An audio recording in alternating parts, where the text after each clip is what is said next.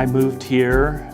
My dad was building houses out at Western Manor, and so it was an opportunity to make more money down here than there was up in the valley where I'd grown up in Tempe. So I moved. I came down here and I left behind the comfort level of friends and family, but I saw a future down here and I thought that it'd be a great place to start out my life. Consequently, I did. I moved down here and started framing houses, worked for a couple of different small contractors around here, and later on met my wife. It's been a great place to live and raise a family. You know, as the kids grew up and became involved in either Little League or sports or different programs, you know, we just volunteered. Lori and I would participate in those activities to give back to the community. We always thought it was a good family foundation to include the kids in those types of organizations, and it's just always been a great experience for us, and I hope for other families where we were able to help. One of the things I think I like most about Steve is you know where you stand with him. You know, if he disagrees with you, he'll tell you, I don't know that I like that idea. If he does agree with you, he'll say, you know what, that's a good idea, let's work on this together. And that's something that Steve has always been able to do, to build coalitions of people, get the group, which is not easy to do. Getting a group to do anything is not easy. But getting a group of people to move in the right direction for the betterment of the community. Steve has been a part of Casa Grande's community for a long time. He's originally from Tempe, and I know that Steve has done so much for the city of Casa Grande. It's really an honor for me to, number one, know Steve and to call him a friend and call him a colleague.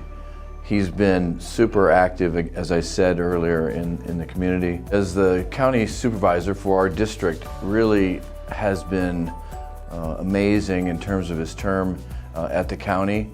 He deserves the Hall of Fame award from the Casa Grande Chamber of Commerce. Well, I've had the honor to know Steve as part of City Council, and I served with Steve on City Council for several years. And now as his role as a county supervisor, he always makes sure that he looks out for resources for the communities that he is responsible for. And that's one of the things about when we served on City Council. He was always able to meet with individuals, hear their concerns, and then direct staff to make sure that their concerns were heard. And the other thing he did was he would always follow up to ensure that those concerns were heard and what action was taken. You know, I've had the pleasure to be around Steve and his wife on a personal level with my wife, and you know, he's always had a sense of humor, and you know, one of the most important things for him is family, and I think that then translates to where he puts his efforts in terms of the community. I am somewhat of a political nerd.